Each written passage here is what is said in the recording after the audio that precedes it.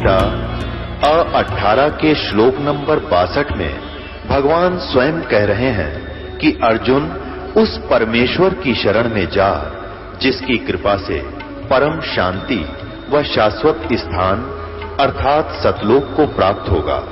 वो परमेश्वर कौन है, कहां है, कैसा है, जानने के लिए कृपया अवश्य सुनिए जगत गुरु तत्वदर्शी संत रामपाल जी महाराज के अमृत वचन।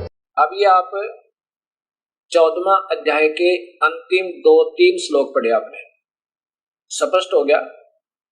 अब वो परमात्मा है कौन, ये 15वां श्लोक बतावे।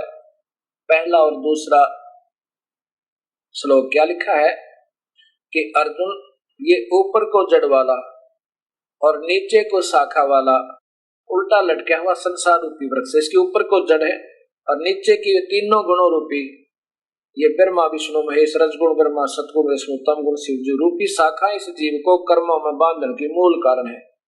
पहले ये वृक्ष देखो, कबीर साहब भी कहते हैं अक्सर पुरुष एक पेड़ है, निरंजन वा की डार, तीनों देवा शाखा है, ये पात्र रूप संसार। एक दो है सारी सृष्टि कबीर परमेश्वर ने भर दी। ये सबसे ऊपर देखो ये जड़ें हैं, ये पूर्ण ब्रह्म है, वो सच्चिदानंद घन परमात्मा वास्तव में ये है। और इस ये परम अक्षर पुरुष नि अक्षर पुरुष पूर्ण ब्रह्म अकाल मूर्त सब स्वरूपी राम, ये कबीर परमेश्वर है। अब ये है वो मूल परमात्मा जहां सदा सुखी रहेंगे, ये शाश्वत स्थान सतलोक है और यहीं से सबको खुराक चलती है, ये सबका पालन करता ये है। आगे देखो ये अक्षर पुरुष अर्थात परब्रह्म है, ये अक्षर पुरुष परब्रह्म है। इससे आगे देखो ये तना समझो, आगे फिर इसके ये ब्रह्म है अक्षर पुरुष, ये ज्योत स्वरूपी निरंजन काल है, ब्रह्मा विष्णु में इसका पिता है। आगे ये तीनों देवा शाखा, ये रजगुण ब्रह्मा सतगुण विष्णु तम गुण शिव जी, और ये पात रूप संसार। ये देखो ये सब संसार इन पर लटका हुआ एक। अब इसी का गीता जी में उल्लेख किया है। अब 15वां अध्याय दिखाऊंगा आपको, ये पहला ही श्लोक है।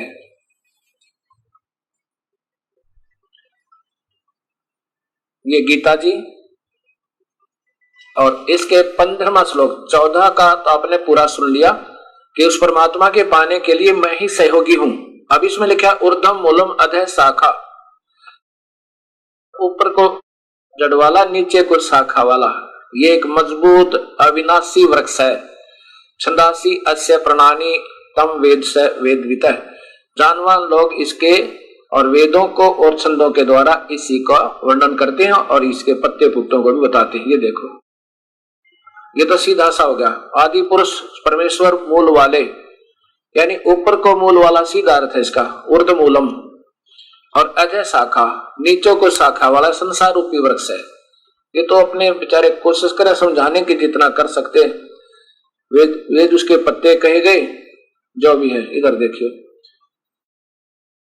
उस संसार वृक्ष को मूल से तत्व से जो जान लेता वो वास्तव में ज्ञानी है। ये बता कि वो वेदविद है, वो सही तत्व भेदी संत है जो इसको इस ढंग से जान लेता है। और चौथे अध्याय के 34वें श्लोक में यही कहा कि उनको ढूंढ लो जो इसको सही जानने वाला है, वो वेदविद है, वो वास्तव का जानकार है। ये प्रमाण देते वो संत है जिसने सबको जान रखा, वहां जाओ उससे दीक्षा लो। फिर अब देखो ये दूसरा, उस संसार वृक्ष की, संसार रूपी वृक्ष की तीनों गुणों रूपी जल प्रवर्धा, तीनों गुणों रूपी गुण प्रवर्धा है, तीनों गुणों रूपी बढ़ी हुई फैली हुई, इसका अर्थ ये बना सीधा है। विषय भोग वाली विषय पर वाला शाखा, ये रजगुण ब्रह्मा सतगुण विष्णु तमगुण शिव जी, ये फैली हुई शाखाएं कोपले। अधः माने नीचे और ऊर्ध्व माने ऊपर। नीचे पाताल लोक में, पृथ्वी लोक में और स्वर्ग लोक में फैली हुई है, मनुष्य लोक में, और मनुष्य लोक ये पृथ्वी लोक है। नीचे तो पाताल लोक में, ऊपर स्वर्ग लोक तक, और ये मनुष्य लोक में यानी पृथ्वी लोक में कर्मानुबंधनी, कर्मों के अनुसार बांधने वाली, मूलानी मूल कारण है। ये तो अपने आप जोड़ लिया इन्होंने, ये मूलानी अर्थात मूल कारण है, मुख्य कारण है जीव को फंसाने के ये तीनों गुण, और नीचे और ऊपर सभी लोगों में व्यस्त है। ये स्पष्ट हो गया। इसी के साथ अब ये अध्याय नंबर 15 के 16, 17 और 18 श्लोक आपने फिर देखने होंगे, क्योंकि इनका लिंक बनता है इनसे। ये अध्याय नंबर 15, ये श्लोक नंबर 16 है, ये 17 है, ये 16 है। इस संसार में नाशवान और अविनाशी दो प्रकार के पुरुष हैं। इसका सीधा अर्थ है दो प्रकार के भगवान है, और दो ही प्रकार की शरीर जीव प्राणियों की स्थिति है। सब प्राणियों का शरीर तो नाशवान है और आत्मा जीवनाशी अविनाशी कही गई। ये आपके 18वें श्लोक में काम आएगा कि वो काल भगवान कहता कि मैं तो इन मेरे अंतर्गत जितने प्राणी हैं, चाहे वो अविनाशी आत्मा रूप में है और चाहे शरीरधारी देवता है, मैं तो इनसे उत्तम हूं, इसलिए मैं लोक में वेद में मुझे भगवान मानते, मैं भगवान नहीं हूं, मैं सर्वोत्तम पुरुषोत्तम नहीं हूं। आगे देखो, दो भगवान है, क्षर और अक्षर। उत्तम पुरुष है तो अन्य परमात्मा इति उदारता है। वास्तव में भगवान तो वो तीसरा है जो जड़ है, उसी को वास्तव परमात्मा कहा जाता है। यही जो है लोकतर में, तीन लोकों में अविश्य प्रवेश करके विभर्ती सबका पालन पोषण करता है, और वही अविनाशी, वास्तव में अविनाशी ईश्वर है, अव्यम ईश्वर है। ये भी देख लो, उत्तम पुरुष तो और ही है, उत्तम भगवान तो अन्य ही है जो तीनों लोकों में प्रवेश करके, पुरुष माने भगवान जानो, सबका धारण पोषण करता है। वो जड़ अविनाशी परमात्मा कबीर परमेश्वर, वो ही वास्तव में अविनाशी परमेश्वर परमात्मा इस प्रकार कहा गया है। अब 18वें में क्या कहा है कि मुझे तो केवल इसलिए अविनाशी कहते हैं, कितना स्पष्ट लिखा है, क्योंकि मैं नाशवान जड़ वर्ग क्षेत्र से तो अतीत हूं और अक्षरात अविनाशी जीवात्मा से भी उत्तम हूं, इसलिए लोक और वेद में, इस संसार 21 ब्रह्मांड में और इस वेद में मुझे तो इसलिए पुरुषोत्तम मानते। आगे देखो, मैं पुरुषोत्तम नहीं हूं। 19 में स्पष्ट किया है कि जो ज्ञानी पुरुष मुझको इस प्रकार पुरुषोत्तम मानते हैं, वेद जान कर, वेद पढ़ करके, इसलिए जो मालिक है, तो वह सर्वज्ञ पुरुष इस सब प्रकार से निरंतर मुझको ही भजता है। मुझ वासुदेव नहीं, माम का अर्थ ये नहीं, मुझको ही भजता है, अर्थात वो वेदों का ज्ञाता केवल मुझे ही पूर्ण परमात्मा मानकर भजता रहता है। अब 20 देखो, हे निष्पाप अर्जुन, इस प्रकार ये अति रहस्य युक्त गोपनीय शास्त्र मेरे द्वारा कहा गया, इसको तत्व से जानकर ज्ञानवान और कर्तार्थ हो जाते हैं, और कर्तार्थ हो जाते हैं, उनका तो बेड़ा पार हो जाएगा। सत साहिब परम आदरणीय सुधांशु जी के द्वारा, और देखिए श्रीमद् भगवत गीता आचार्य सुधांशु जी, इसमें सिर्फ मैं इतना दिखाना चाहूंगा, बाकी आपके पास उपलब्ध है, प्रेम से पढ़ लेना। अध्याय नंबर 17, अध्याय नंबर 17, इसमें यहां से पढ़ना शुरू कीजिए। शास्त्र विधि से हीन, अन्न दान रहित, बिना मंत्र के, बिना दक्षिणा और बिना श्रद्धा के किए जाने वाले यज्ञ को तामस यज्ञ कहते हैं। जो मनमुखी साधना करते हैं, तो कितना दान कर दिया, कितना बनवा दिया, वो शास्त्र विरुद्ध, शास्त्रहीन है। आगे देखो 14 में, देवता ब्राह्मण गुरुजन जीवन मुक्त महापुरुषों का पूजन करना, शुद्धि रखना, सरलता ब्रह्मचार्य का पालन करना, हिंसा न करना, यह संसार शरीर संबंधी तप है। ये तप के ऊपर के यज्ञ बताए। अब ये तपों के ऊपर आ गया। अब उद्योग न करना, सत्य प्रिय हितकारक भाषण। अब यहां इसका अर्थ क्या है कि सत्यम प्रिय हितम, अपने प्यारों के लिए सत्य बात कहना, चाहे वह कितनी कड़वी लागे। जैसे ये दास कह रहा है, उसका अर्थ है कि चाहे अपने प्यारों के लिए सत्य भाषण कहना, चाहे इसका कितना कैसा ही प्रतिफल निकले, वो हिचका नहीं करते। इसको तप कहते हैं, सच्चाई कह देना। सत्यम क्या है? उद्वेग न करने वाला सत्य प्रिय हितकारक भाषण, यानी अब हितकार में चाहे कितनी कड़वी सत्य तो जरूर कहे, उसको तप कहते हैं, चाहे कितनी कठिनाई भी क्यों ना उठानी पड़े। जैसे दास आपको बता रहा है, और हो सकता है इस कड़वी सत्य को कुछ महसूस भी कर रहे होंगे, लेकिन सत्य कहने वाले सत्य कहा करते हैं, ये एक तप है, ऐसा तप है। और अभ्यास ध्यान करने, यह वाणी संबंधी तप कहा। आगे देखो, मन की प्रसन्नता, सौम्य भाव, मननशीलता, मन का निग्रह, भाव की शुद्धि, इस तरह यह मन संबंधी तप कहा। अच्छा, अब 17वां देखो, ये 17वां श्लोक है 17वें ही अध्याय का। परम श्रद्धा से युक्त फल इच्छारित मनुष्यों के द्वारा 3 प्रकार शरीर, वाणी और मन का तप किया जाता, उसको सात्विक कहते। ऊपर के तो ठीक है, आगे के देखो। जो तप सत्कार, मान, पूजा के लिए, लोग दिखावा, दिखाने के लिए, लोग दिखावा भाव से किया जाता है, वह इस लोक में अनिश्चित और नाशवान फल देने वाला तप कहा जाता है। आगे देखो, कमाल है। ये 17वें अध्याय का 19वां श्लोक देखिए। जो तप मूढ़ता पूर्वक, ये ध्यान से देखो, जो तप मूढ़ता पूर्वक हठ योगतः अपने को पीड़ा देकर अथवा दूसरों को कष्ट देने के लिए किया जाता, वह तप तामस कहा गया है। अपने को पीड़ा देकर, यह जो तप मूढ़ता पूर्वक हठ योग से अपने को पीड़ा देकर अथवा दूसरों को कष्ट देकर कि देने के लिए किया जाता, वह तप तामस कहा गया है। अब इसी बात पर विचार करना। ये अध्याय नंबर 17 का और श्लोक नंबर 19 आपको आचार्य सुधांशु जी द्वारा टीका की हुई गीता जी का सुनाया, उनके कर कमलों द्वारा। अब फिर ये देखिएगा, ये स्वर्ग की लहरें, परम पूज्य सुधांशु जी महाराज। और फिर ये देखिएगा, यहां देखो, ये 10 वर्ष की आयु में ये नादान बालक कहां फंस गया? हठ योगी विजेंद्र मुनि का संग, ध्यान, साधन और कठिन प्रक्रिया। हठ योगी, यही देख लो, यहां से यहां सारी बात सिद्ध हो जाएंगे आपने। ये बालक आत्मा घूम रही थी भगवान को चाहने के लिए और फंस गया हठ योगी का, जो गीता के विरुद्ध। 10 वर्ष की आयु में हठ योगी विजेंद्र मुनि का साथ, ध्यान साधना की कठिन प्रक्रिया, कठिन शरीर को पीड़ा देकर। आगे देखो, घबराए नहीं, क्योंकि तो कितना कष्ट हुआ, घबराए नहीं। बाल यशपाल साधना पथ के अडिग पथी बनकर अंतर शक्तियों को जागृत किया। अब ये बात सोचन की है। 6 तो गुरु बेचारों के, पहले तो ये हठ योगी फंसा, जैसा माल इसके पास था इन्होंने भर दिया इस पुण्यात्मा में।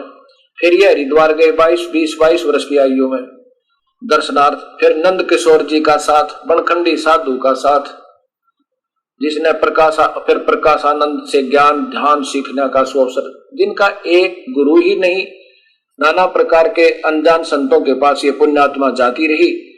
जो उनके पास माल था वो इन्होंने भर दिया, और ये उसी का प्रचार कर रहे हैं।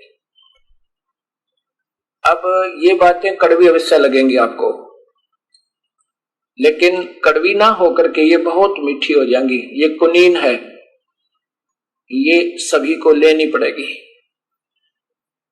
गीता बता रही है कि हठ योग नहीं करना, और इस पुण्यात्मा को उन अनजान संतों ने शास्त्र विरुद्ध साधना करवा के और वो पाप का भागी बनाया।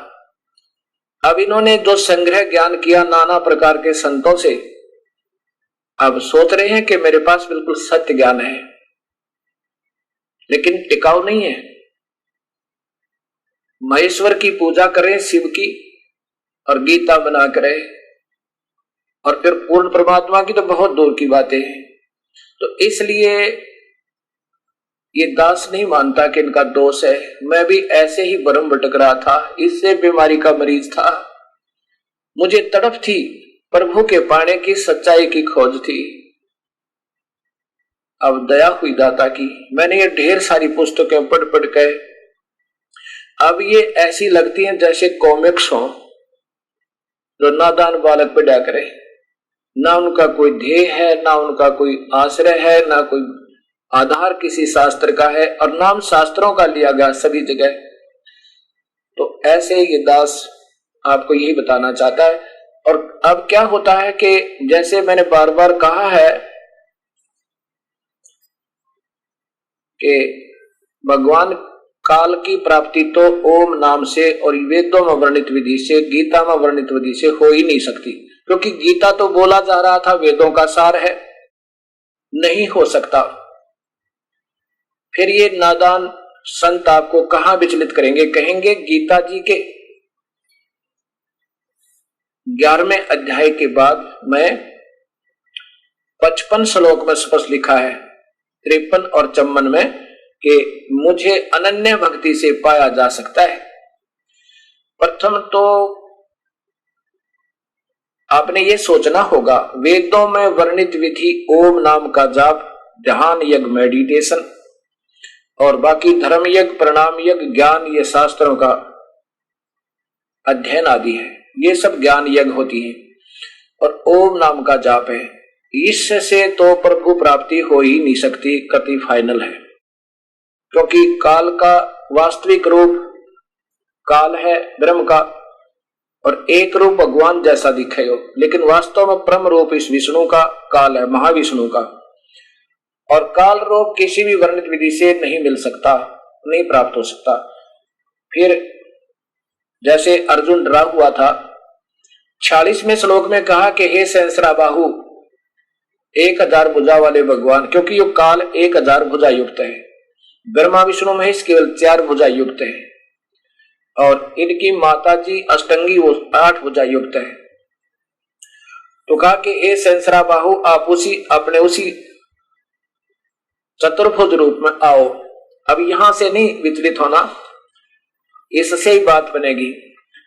तो ऐसा, क्योंकि मैं बहुत डर गया हूं और मुझे बड़ा डर लग रहा है, मैं घबरा गया हूं, मेरा तो हार्ट अटैक होने वाला है, भाव ये था अर्जुन का कहने का।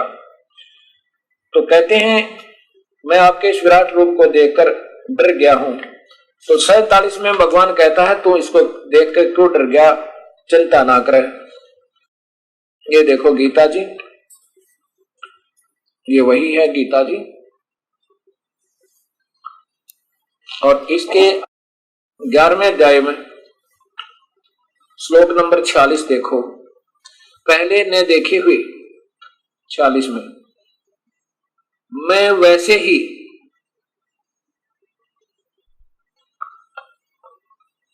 आपको मुकुट धारण किए हुए, ये देखो चतुर्भुजेन, देखो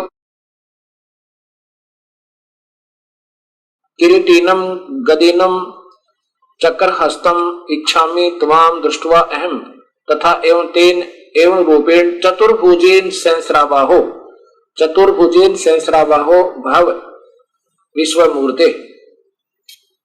अर्जुन कह रहा है भगवान मैं आपको गदा पद्म शंख चक्र हाथ में लिए हुए चतुर्भुज रूप में देखना चाहता हूं। एक सहस्राबाहो उसी विश्व मूर्ते, सहस्राबाहो उसी चतुर्भुज रूप में हो जाओ।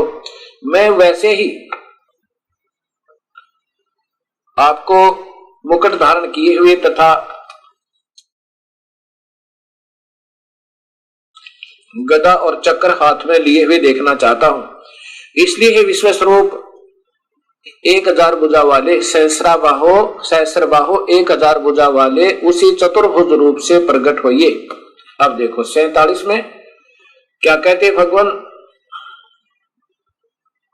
हे अर्जुन अनुग्रह पूर्वक मैंने अपनी योग शक्ति के प्रभाव से यह मेरा परम तेजो में शब का आदि कारण वास्तविक काल रूप सीमा रहित विराट ये काल रूप तुझको दिखलाया है, जिसे तेरे अतिरिक्त दूसरे ने किसी ने पहले नहीं देखा। अब 48 देखो, हे अर्जुन मनुष्य लोक में इस प्रकार के विश्व रूप वाला मैंने तो वेद और यज्ञों के अध्ययन से, वेद यज्ञाध्ययन ने दान से और न किसी क्रिया से और न उग्र तपों से, किसी तप से भी नहीं मिल सकता। मैं तेरे अतिरिक्त दूसरे के द्वारा देखा नहीं जा सकता हूं। आगे देखो, अब ये 49 में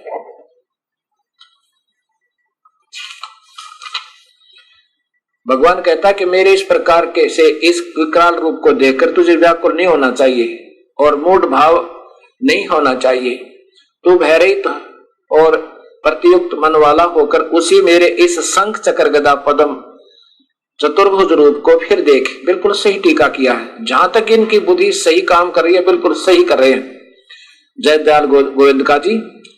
वासुदेव भगवान ने अर्जुन के प्रति इस प्रकार कहकर फिर वैसे ही अपने चतुर्भुज रूप को दिखलाया और फिर महात्मा श्री कृष्ण ने सौमूर्त होकर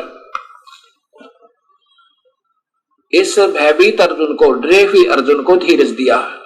आगे अर्जुन क्या कहता है, हे जनार्दन, ये 50वां अध्याय श्लोक है, 51 नंबर। हे जनार्दन, आपके इस शांति अति शांत मनुष्य रूप को देखकर मैं अब स्थिर चित्त हो गया हूं, अपनी स्वाभाविक स्थिति को प्राप्त हो गया हूं। आगे देखो 52 में, मेरा जो चतुर्भुज रूप तूने, ये बिल्कुल सही कर रहे हैं अब श्लोक अर्जुन, बिल्कुल सही सलाहत कर रहे हैं जय दयाल गोविंद का जी। मेरे जो चतुर्भुज रूप तूने देखा है यह सुदृश्य, अर्थात इसके दर्शन भी बड़े, बिल्कुल सही किया हुआ है, ये दुर्लभ है। देवता भी सदा इस रूप के दर्शन की आकांक्षा करते हैं। अब यहां सोचना होगा, ब्रह्म भगवान, काल भगवान, ज्योत स्वरूपी निरंजन कह रहे हैं कि अर्जुन, ये जो मैंने तुझे पहले रूप दिखाया ना, ये मेरा वास्तविक रूप है। ये तेरे से पहले किसी ने नहीं देखा और ना किसी यज्ञ से, ना तप से, ना दान से, किसी प्रकार कोई नहीं देख सकता, ना वेदों में वर्णित विधि से। अब फिर बताया कि ये जो चतुर्भुज रूप मैंने तुझे दिखाया, इसको भी कोई, इसके दर्शन भी बहुत मुश्किल है। देवता भी तरसे मेरे चतुर्भुज रूप ने, नहीं तो त्रिलोकीय विष्णु के दर्शन तो आम व्यक्ति ने किए हुए, और त्रिलोकीय शिव की दर्शन तो आम श्रद्धालु भक्तों ने किए हुए हैं, उन्होंने उनके चित्र बनाए हैं। लेकिन ये चतुर्भुज रूप के दर्शन कोई नहीं कर सकता, देवता भी तरसते हैं। वो कैसे, ये ब्रह्मलोक में रहता है, ये काल 3 रूप बनाकर, महाब्रह्मा, महाविष्णु, महाशिव रूप में, और कहता है ये जो मेरा चतुर्भुज रूप है ये भी कोई नहीं देख सकता, ना यज्ञ से, ना तप से, ना दान से, ना किसी से। और मेरी प्राप्ति नहीं है, मेरे द्वारा दी जाने वाली राहत भी अनन्य मंत है। अनन्य मन जैसे आपने अव्यभिचारिणी भक्ति, अव्यभिचारी अनन्य मन, अन्य देवता ना पूजा, केवल मेरी पूजा करे, उसको ही उपलब्ध है। आगे ये मिलेगा आपको। अब ये चित्र देखना एक ब्रह्मांड का, ये ब्रह्मा जी का लोक, ये शिव का लोक, ये त्रिलोकीय ब्रह्मा विष्णु महेश है, ये पृथ्वी है, ये स्वर्ग और नरक है, ये स्वर्ग है, ये इंद्र का लोक इसके साथ ही है, ये स्वर्ग और नरक है, ये स्वर्ग के राजा की राजधानी इंद्र लोक साथ में, और ये शिवलोक है, शिव जी का लोक, और ये ब्रह्मा का लोक है, ये त्रिलोकीय ब्रह्मा विष्णु शिव है। अब ये यहां रहता है, इनके तो सभी देवता दर्शन करते हैं, ये यहां रहता है महाविष्णु, महाशिव और महाब्रह्मा रूप में, ये ब्रह्मलोक है। और यहाँ पर देवी भागवत आपने पढ़ा होगा, उसके अंदर विमान में बिठा के त्रिलोकीय ब्रह्मा विष्णु में घुमाए थे। कहते हैं ये भी मैं अपनी कृपा से दर्शन दे सकता हूं, ना किसी वेद विधि से, ना किसी तप से, ना क्रिया से, मेरे दर्शन कोई नहीं कर सकता। ये स्पष्ट है।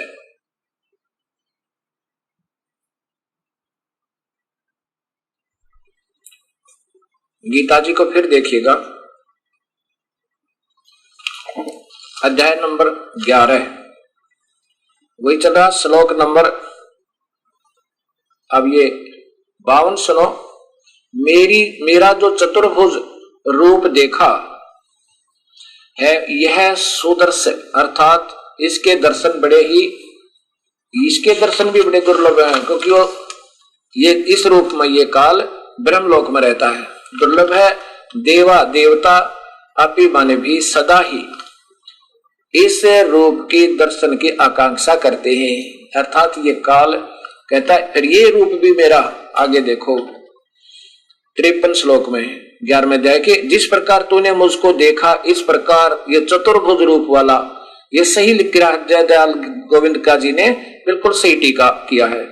न मैं वेदों से और न तप से न दान से और न यज्ञ से देखा जा सकता हूं, वेदों में वर्णित विधि से, न तो वेद से वेदों से और न तप से, ये हठ योग आदि से नहीं देखा जा सकता, किसी प्रकार भी में दर्शन तो हो ही नहीं सकते। आगे देखो अब लिखा भक्त्या तु अनन्या शक्य अहम एवं विधि अर्जुन जातुम दृष्टवा च तत्वेन प्रविष्टुम स प्रंतम, ये लिखा है परंतु हे प्रंतम अर्जुन, अर्जुन अनन्य भक्ति के द्वारा, ये देखना अनन्य भक्ति के द्वारा, अन्य बताऊंगा दिखाऊंगा आपको अनन्य भक्ति क्या होती है। इस प्रकार चतुर्भुज रूप वाला मैं प्रत्यक्ष देखने के लिए, प्रत्यक्ष दृष्टुम देखने के लिए, तत्व से जानने के लिए तथा प्रवेश करने के लिए भी शक्य हूं, शक्य हूं। प्रविष्टम माने प्रवेश करने के लिए, अर्थात एक ही भाव प्राप्त होने के लिए। और यहां दृष्टुम प्रत्यक्ष देखने के लिए। अब कैसे, इसमें लिखा कि मेरी अनन्य भक्ति करने से, केवल एक ब्रह्म साधना करने वाले बिल्कुल अटल नियम बना के, और पूजा नहीं करे किसी देवी देवता की, ब्रह्मा विष्णु महेश आदि की, उनके लिए शक्य हूं। कैसे कि वो डट कर भक्ति करो हजारों वर्षों तक, फिर उनके पुण्य कर्म बन जाए, उनका लाभ मिले, फिर उन्हीं को अपने पुत्र ब्रह्मा विष्णु महेश बनाता है। ये उन परमात्माओं को, श्रेष्ठ आत्माओं को अपने यहां जन्म देता है और फिर उनको विमान में बैठाकर दूर से दर्शन करवा देता है। बस आम नहीं है, अन्यथा उस अनन्य भक्ति का विशेष प्रमाण क्या दिया है कि मैं केवल तुम जो भक्ति करते हो उसकी रक्षा आदि करता हूं और सुख सुविधा ही दे दूंगा।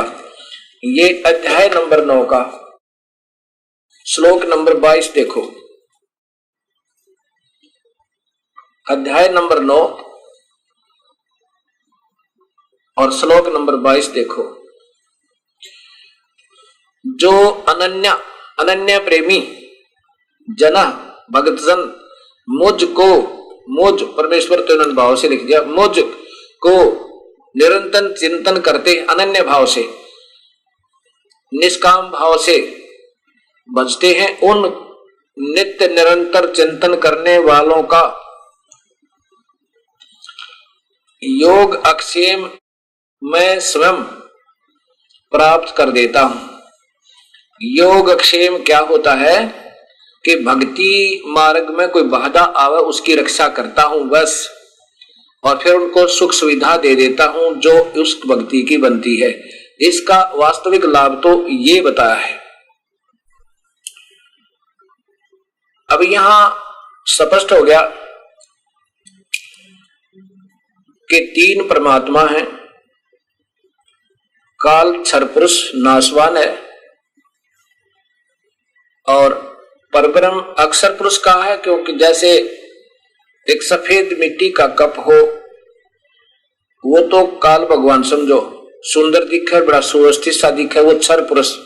एक स्टील का कप वो अक्षर पुरुष, यानी इससे कुछ ज्यादा स्थायी अविनाशी जैसा लगे। ब्रह्मण का अर्थ होता पूर्ण परमात्मा, उस जैसा ही लगता है, लेकिन यह भी नाशवान है। जैसे सफेद मिट्टी चीनी का कप तो तुरंत ही विनाश हो जाता है, लेकिन वो सीधा जैसे मटके जैसा बना हुआ एक और कप होता है जिसको दोना बोलते हैं मिट्टी का, वो तो हम शरीर हमारा है। ये इतना हमारे से और स्थायी है, इसका भी विनाश है। फिर अक्षर पुरुष का भी जैसे स्टील का कप है वो कुछ ज्यादा स्थायी नजर आता है उनसे, लेकिन है उसका भी विनाश, क्योंकि स्टील को जंग लगेगा, उसकी मिट्टी हो जाएगी, नाश को प्राप्त होगा, लेकिन बहुत समय लगेगा, इसलिए उसको भी स्थायी नजर आता है, उसको भी स्थायी का, लेकिन फिर भी स्थायी नहीं है। ऐसे ही क्षर पुरुष तो ये काल है, ब्रह्म ये तो नाशवान है, बहुत शीघ्र, और इसके द्वारा दी जाने वाली राहत भी उत्तम नहीं, अनुत्तम है। अक्षर पुरुष के लोक में वो खाता नहीं, आयु बहुत लंबी है, वहां भी पशु पक्षी बने हुए हैं, वो कुछ अविनाशी ज्यादा है। उसके बाद वास्तव अविनाशी तो सोना होता है, जैसे उसका अस्तित्व समाप्त नहीं होता, वो कबीर परमेश्वर है, वो तीसरे परमात्मा।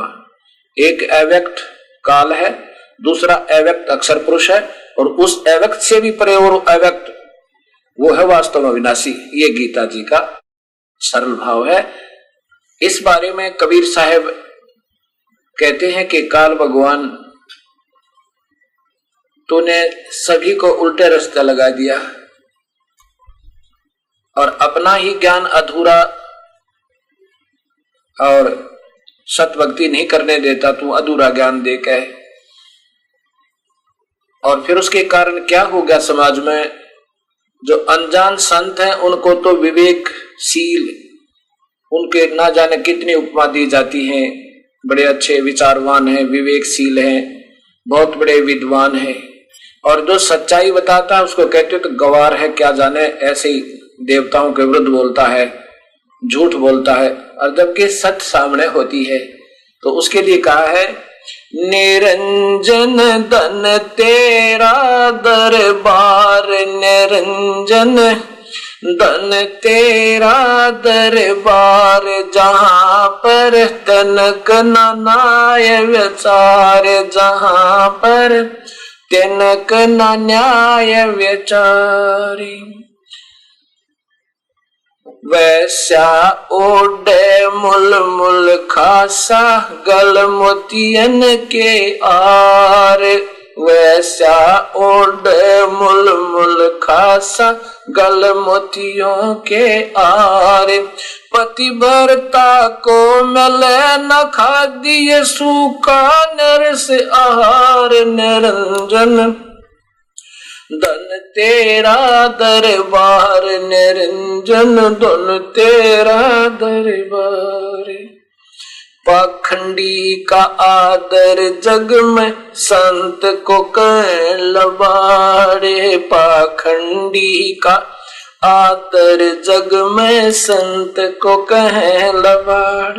अज्ञानी को परम विवेकी, ज्ञानी को मूड गंवार, निरंजन धन तेरा दरबार, निरंजन धन तेरा दरबार। जहां पर तनिक न न्याय विचार, जहां पर तनिक न न्याय विचार।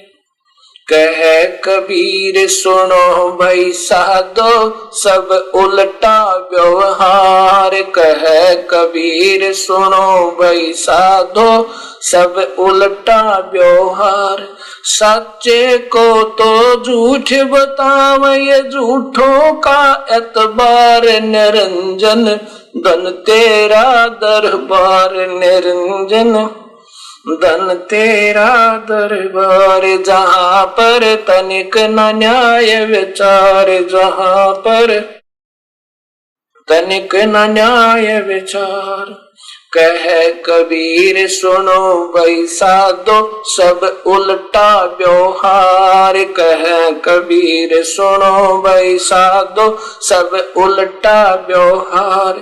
सच्चे को तो झूठ बताव, ये झूठों का एतबार, निरंजन धन तेरा दरबार, निरंजन धन तेरा दरबार। जहां पर तनिक न न्याय विचार। सत आस्था चैनल पर चल रहे परिभाषा प्रभु की जो धार्मिक कार्यक्रम है, इसको देख करके बहुत सी भक्तात्माएं विस्मित हो रही हैं कि ये ऐसी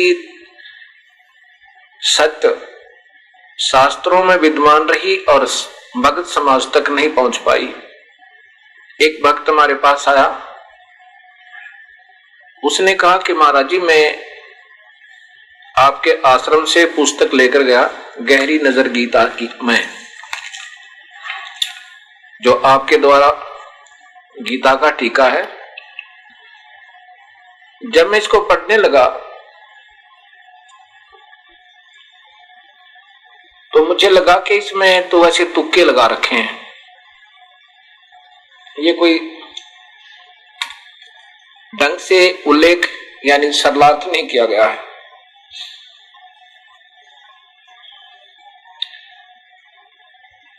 तो मैं आप वाली इस गीता को, गीता जी को, और साथ में जो हम आम पढ़ते रहते हैं,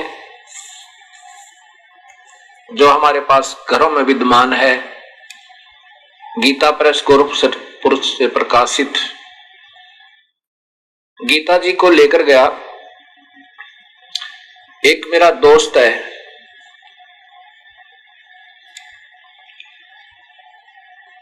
और उसने संस्कृत में एमए एमएड, और वो प्रोफेसर है किसी कॉलेज में, बताया उन्होंने। और मैंने उससे कहा कि आप निष्पक्ष भाव से इन दोनों पुस्तकों को के सरलार्थ को देखना। आप किसी में भी, आपने तो क्या लेना देना है। और जो मैंने उनको 2 श्लोक बताए, इनका फैसला करके देना। कौन कौन से बताए? 18वें अध्याय का 64 और 66 नंबर श्लोक।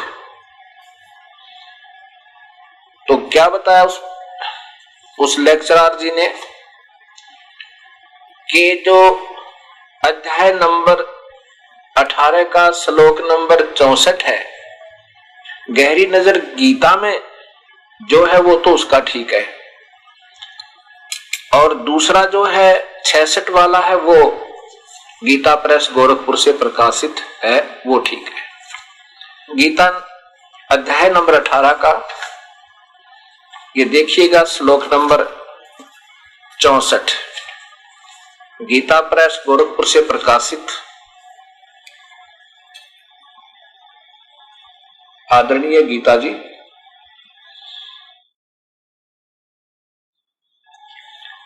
अध्याय नंबर 18 है और श्लोक नंबर ये 64 इधर आएगा, ये 64 है।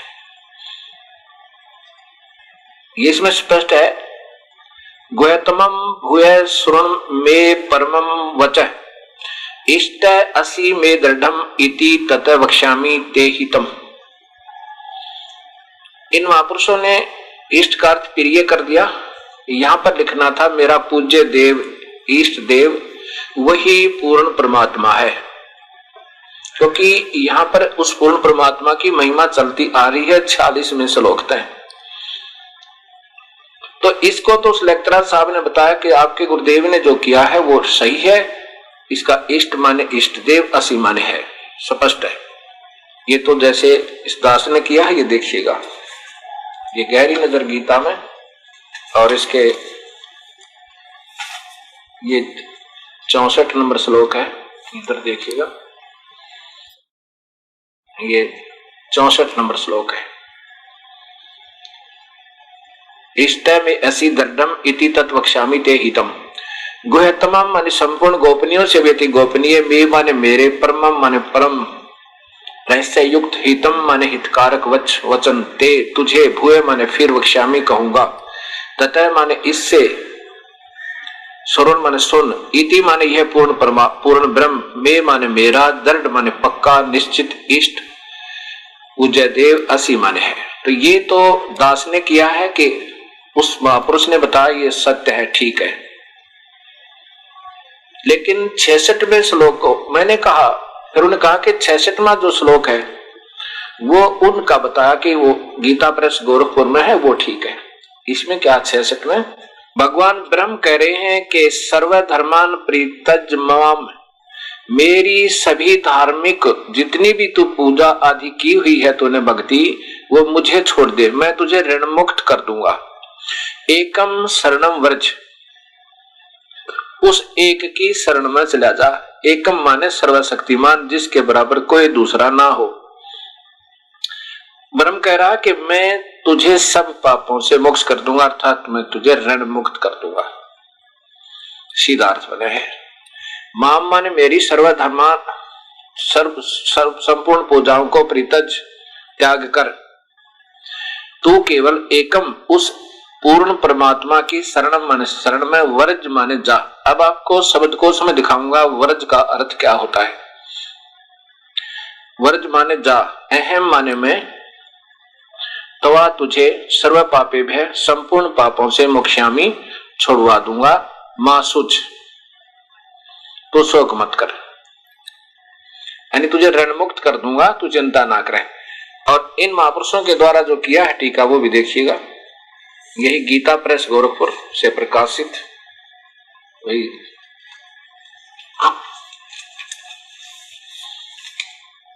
अब 66वां इन्होंने कैसे किया है, पहले 64वां देखिएगा इनके द्वारा किया हुआ। गोयतम इन्होंने लिखा है ये संपूर्ण गोपनीयों से भी अति गोपनीय मेरे परम रहस्य युक्त वचन को तू फिर सुन, फिर तू भी तू सुन, तू फिर सुन, सीधा ही है। अच्छा आगे देखो, मेरा अतिशय, दृढ़ माने अतिशय, इष्ट माने इष्ट ही लिखना था, यहाँ पर है कौन, वो पूर्ण परमात्मा। यह इति माने इति का अर्थ है यह जो पूर्ण परमात्मा है वो भी मेरा सबसे प्रिय, इन्होंने प्रिय लिखा, तो मेरा अति प्रिय है। इससे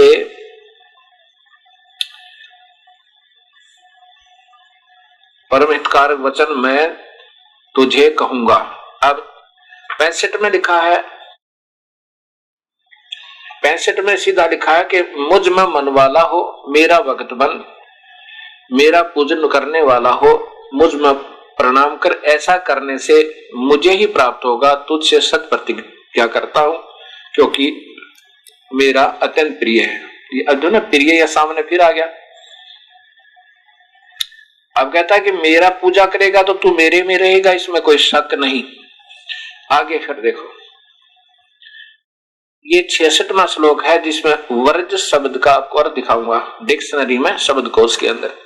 सर्वधर्मान परित्यज्य माम एकम शरणम व्रज अहम तमाम पापे भय मोक्षामि सर्व पापे भय मोक्षामि मां सोचा।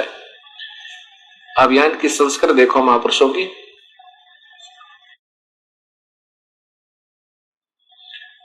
सर्वधर्मान संपूर्ण धर्मों को अर्थात संपूर्ण कर्तव्य कर्मों को मुझ में त्याग कर तू केवल एक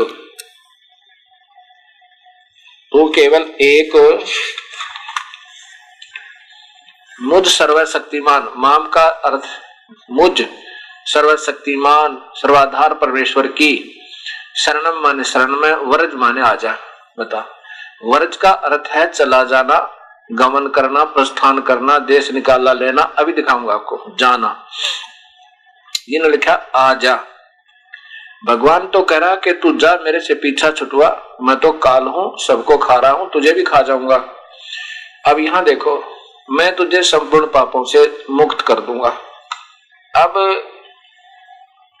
मैंने उस भक्त आत्मा से कहा जो ये दोनों पुस्तकों का निर्णय लेकर के मेरे पास आया कि भक्त जी एक बात सोचो, ये तो उन्होंने सही बताया कि वो कह रहे हैं हाँ भगवान के मेरा एक उपास्य इष्ट भी वही है, अर्थात मैं भी उसकी पूजा करता हूं, उसका ध्यान करता हूं। आपको तो इतना ही बहुत था। जब वो स्वयं स्वीकार कर रहा ब्रह्म, मान लीजिए आप कृष्ण मान रहे हो, श्री कृष्ण जी ही बोल रहे हैं, आप ही के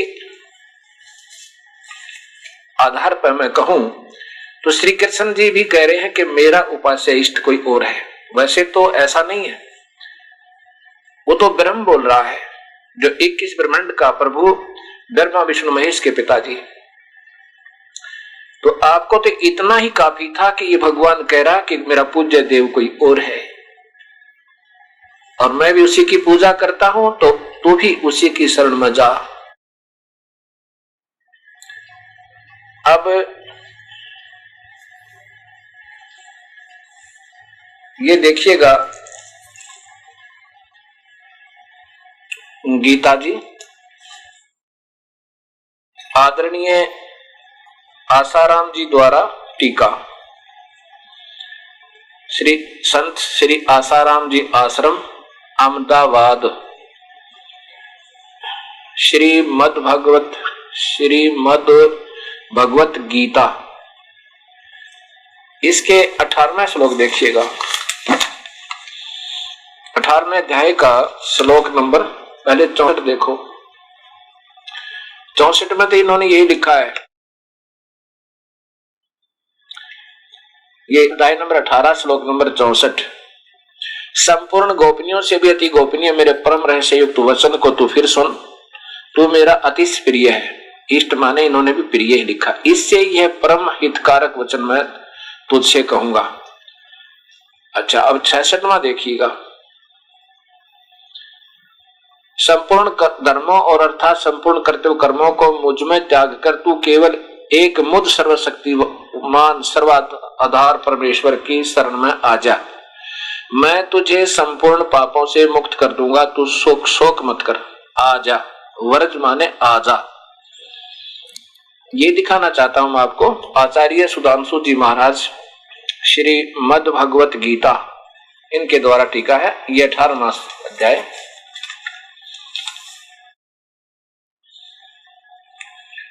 ये देखो 66वां श्लोक है।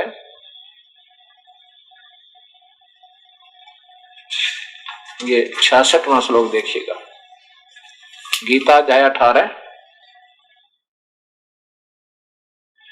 वही है कि वर्ज संपूर्ण धर्मों का आसरा छोड़कर संपूर्ण धर्मों का आश्रय छोड़कर तू केवल मेरे शरण में आ जा। मैं तुझे संपूर्ण पापों से मुक्त कर दूंगा, चिंता मत कर। अब आपको मैं शब्दकोश दिखाना चाहता हूं। ये देखिएगा भाषा शब्दकोश, इधर देखिए नीचे। राम नारायण लाल बेनी प्रसाद प्रशासक तथा पुस्तक विक्रेता इलाहाबाद। वर्ज देखिएगा, वर्ज का मीनिंग ये वर्ज गमन जाना या चलना। समुद्र वृंद कृष्ण का लीला क्षेत्र आदि आदि। फिर नीचे देखो वर्जन चलना जाना। अच्छा, दूसरा शब्दकोश देखिए।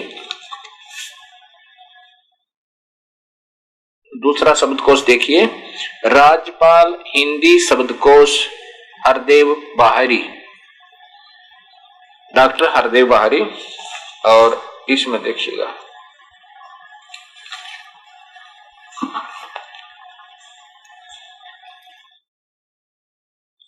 वर्ज, इधर देखो, इसमें वर्जन शब्द से प्रारंभ है। वर्जन माने गमन और जाना। वर्ज का अर्थ लिखा है ना, मार्ग, सड़क, समूह, झुंड, गोपों की बस्ती। और वर्जन गमन जाना, दो हो गए। और तीसरा और दिखाता हूं संस्कृत वाला। यह संस्कृत हिंदी कोश वामन शिवराम आपटे द्वारा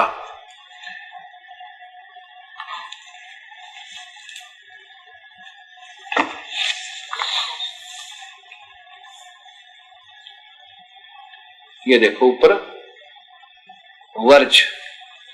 वर्ज का अर्थ है जाना, चलना, गति करना आदि। विदा होना, सेवा से निवृत्त होना, पीछे हटना। अब यहां पर इन्होंने 2 नंबर पर क्या लिखा है कि पधारना, पहुंचना, दर्शन करना। और किसका आश्रय लेकर लिखा है? गीता अध्याय 18 के 66 का। माम एकम शरणम व्रज, क्योंकि इस गीता से ही ये डिक्शनरी बनाने की चेष्टा की है इसने। और साथ में इन महापुरुषों को जिन्होंने पहले गीता का टीका किया है, ये असमंजस में पड़ गया कि कहीं तू ना गलती लिख दे, एक अक्षर ये और जोड़ दे बस इसमें। ऐसे ये सब कहानी बिगड़ती जा रही है। अब देखो नीचे वर्जन माने, या फिर विचलित हो गए। वर्जनम, ये देखो वर्जनम, घूमना फिरना, यात्रा करना, निर्वासन, देश निकाला, चले जाना, यानी खिसक जाए यहां से, ये इसका अर्थ बनता है। ये एक अनुवादकर्ता का गीता जी और दिखाता हूं आपको। ये श्रीमद् भगवत गीता,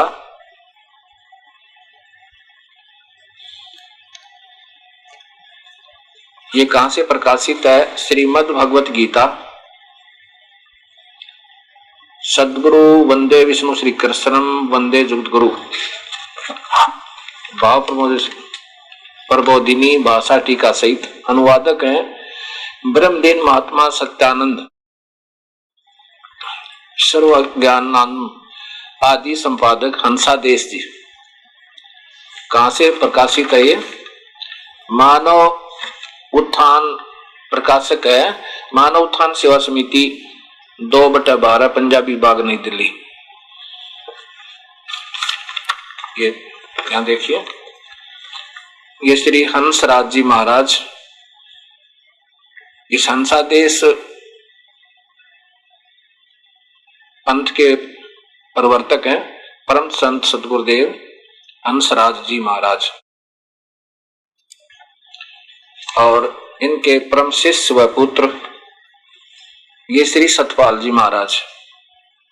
इन्हीं के आश्रम से प्रकाशित है, जो इनको मान्य है। ये अध्याय नंबर 18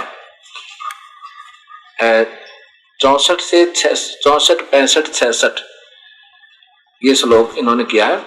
यहां इकट्ठे किए हैं इन 3 श्लोकों का।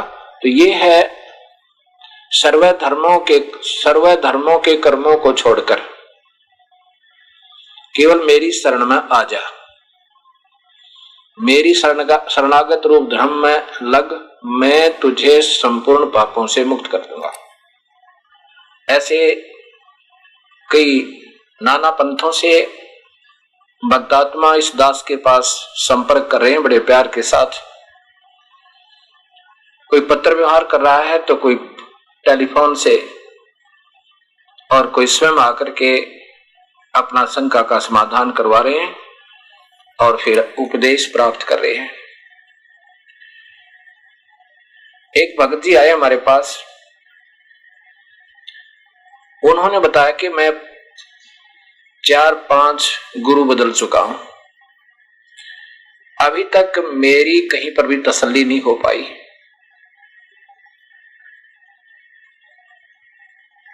तो उसने उन पंथों के नाम बताए। फिर अब उसने बताया कि मैंने बचपन से जो शरण ली थी वो श्री बाल योगेश्वर जी महाराज के यहां से उपदेश लिया था। ये आदरणीय श्री प्रेम रावत उर्फ बाल योगेश्वर जी महाराज हैं। उसने बताया कि इस महापुरुष से मैंने उपदेश लिया था जब मैं छोटी उम्र का था, अर्थात लगभग 20 वर्ष आयु थी मेरी, 20 या 22 होगी, ऐसी अप्रोक्सीमेट बताया उसने। तो मैंने कहा फिर आपने वहां से अन्य पंथों में जाने की आवश्यकता क्यों पड़ी? कहने लगा जी मैंने जो है लगभग कई वर्ष तो स्वयं ही साधनाएं की। जब मैं बचपन से साधना किया करता था तो मुझे कुछ अंदर आवाजें आती थी और ऐसे में स्वयं ही ध्यान लगाता था, और ध्यान में मुझे एक ज्योति सी नजर आया करती थी, प्रकाश दिखा था।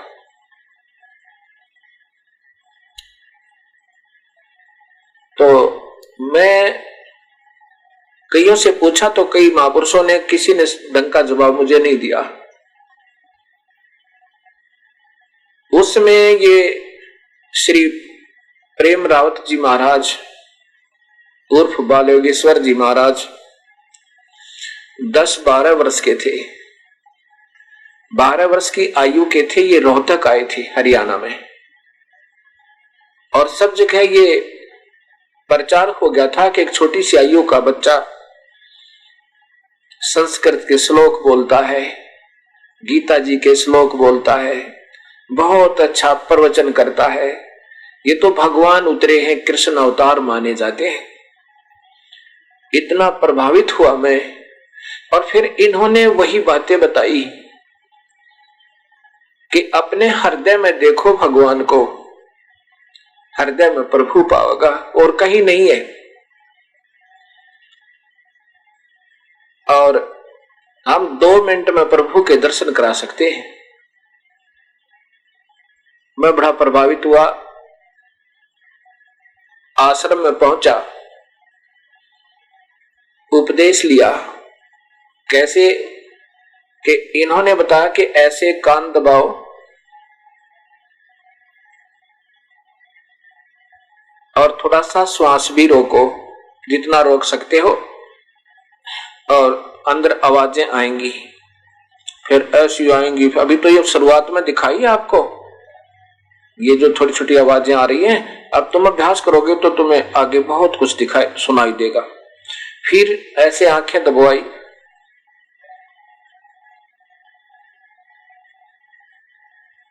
और लगभग 1-1.5 मिनट के बाद, 2 मिनट के बाद छोटी,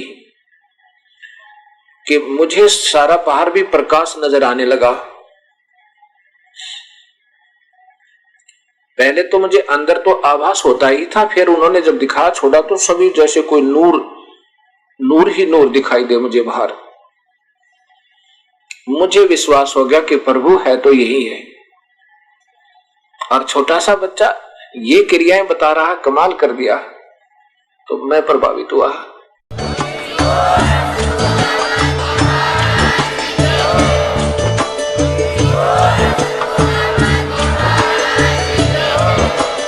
आप सुन रहे थे जगत गुरु तत्वदर्शी संत रामपाल जी महाराज जी के मंगल प्रवचन। अधिक जानकारी के लिए विजिट कीजिए हमारी वेबसाइट www.jagatgururampalji.org। संत रामपाल जी महाराज जी के शुभ आशीर्वाद से पूरे विश्व भर में 500 से भी ज्यादा नाम दीक्षा केंद्र हैं, जिन पर संत रामपाल जी महाराज जी द्वारा ऑनलाइन निशुल्क नाम दीक्षा दी जा रही है। अपने नजदीकी नाम दीक्षा केंद्र का पता करने के लिए संपर्क करें 8222880541।